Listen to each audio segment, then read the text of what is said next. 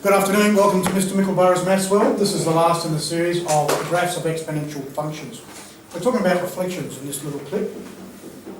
And just before I get started on this problem here, I'll draw a little picture up here. If that's our stock standard exponential function, maybe y equals 2 to the power of x or something, if we put a negative in front of it, then I've got a multiplier as well, but if it was negative 2 to the x, or indeed negative 3 times 2 to the power of x, really what's going to happen is that it's going to get reflected in the x-axis. So and I think it's important to understand the shape you're looking at before you tackle these problems. So in this one, I notice that it's a negative function really, so what I've got to remember is that it's of that shape. Now the rest is just about positioning it and putting in some coordinates on the number plane, and that's pretty well it. Okay, so let's revert to the usual techniques we've been following. That is picking convenient values for x. So f0 would be convenient, equals negative 3, times 2 to the power of 0 is 1, of course, so that's equal to negative 3. So I've got a point at a coordinate at 0, negative 3. Another convenient point, well, it's going to be the usual suspects, I think. So we'll select x equals 1, and where that happens, we've got negative 3 times 2, isn't it? 2 to the power of 1. So we end up with negative 6. And let's just pick one perhaps on the negative side. Negative 1 would be good, I would suggest. So f negative 1, what have we got? Okay, we've got negative 3 times 2 to the negative 1. Well, 2 to the negative 1 is a half, isn't it? So it's just a half. And so that will equal, I'm getting on my graph, number plane there a bit. So negative 3 on 2 equals negative 3 on 2. Otherwise known as negative 1.5. So I've got 3 points to plot. Let's just do it. Okay, so the first one is 0, negative 3, so maybe let negative 3 be there.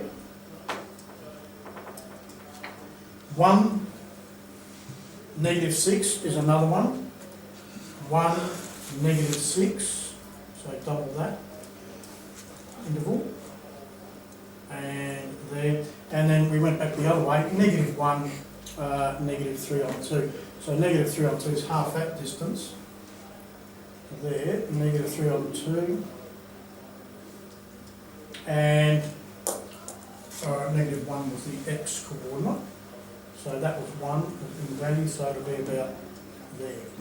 Okay, so I've got 3 coordinates, 1 there, 1 there, 1 there, and the effect I'm after is it's approaching 0.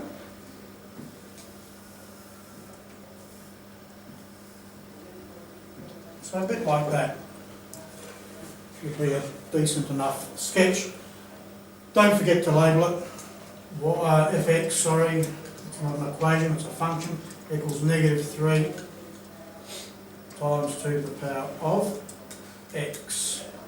Okay, so that's that one there. Now my domain, well, the domain and range seem fairly clear once you've got the sketch, don't they? The domain, there's no x value excluded, it can be any x value, so the domain again is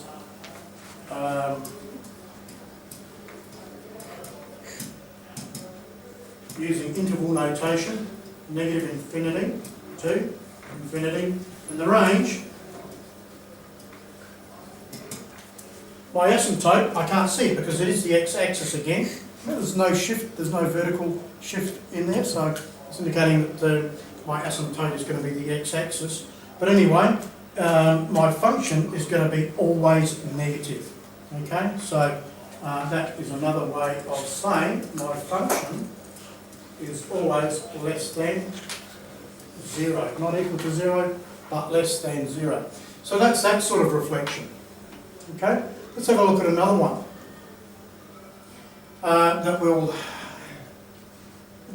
get if we change the sign of the exponent to negative. Okay? Well, in contrast to what we saw before, Basically I'm going to go from my stock standard like that to something that is, I'm going to go through there in fact, like so. Although there's going to be a shift going on as well. Okay, so if you see a negative exponent, your exponential function, or graph of your exponential function, is going to fall as you look at it from left to right. That might surprise some of you. Let's just have a look at a simpler one. I'll talk about a simpler one. fx equals that. Oops, negative, sorry. Now boys, it wouldn't matter what the value of x was. Your function's always going to be positive, isn't it? Okay? So if x was very big and negative, well, a negative taken negative is very positive. Okay? So it's going to start off up there.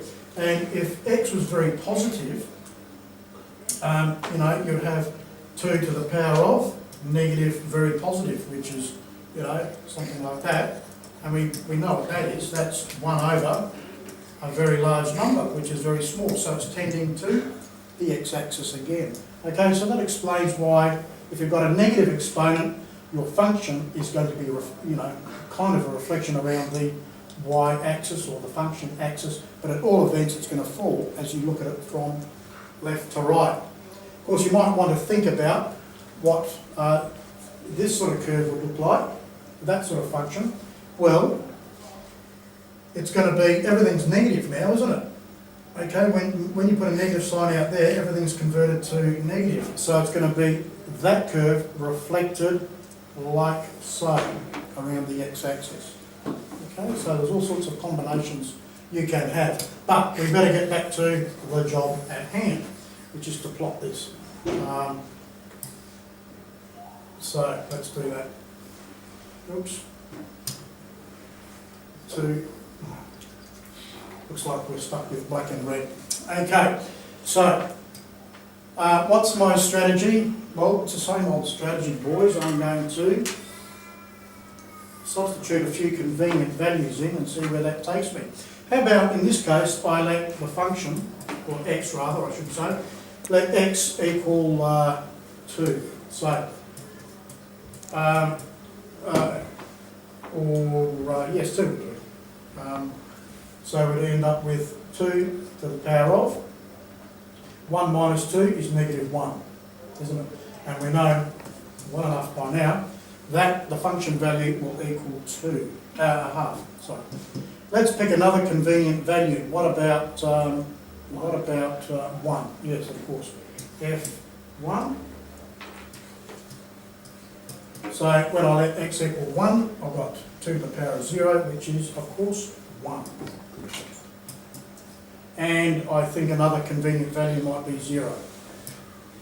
So x is 0, my function will equal will equal 1. Which equals 2 to the power of 1, which is equal to 2. Okay? So, not very clear there, sorry about that. Okay, so that's going to be easy enough to sketch. We've got 2 a half, so a half might be there, for instance, like so. We've got 1, 1, double that, half that, 1, 1, so it'll be about there, and 0, 2. 0 and 2, double that, so about there. Label it fx, label my x-axis.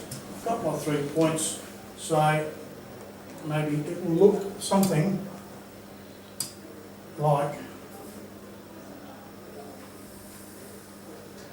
that. Maybe a bit more up. At that end, you get the general drift, I'm sure. Okay, don't forget to label it. fx equals 2 to the power of 1 minus x. The key point, apart from plotting some points, is to note that it's going to fall from left to right. Okay, and that's reflections done. Thank you.